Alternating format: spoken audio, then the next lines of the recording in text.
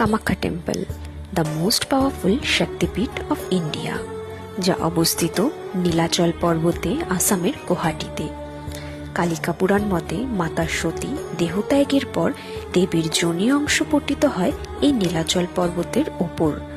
আজও আষাঢ় মাসের 7 তারিখে মৃগশিরা নক্ষত্রের 3টি পথ শেষ হলে দেবী মা ধরিত্রী মহামায়া রজস্বলা হন।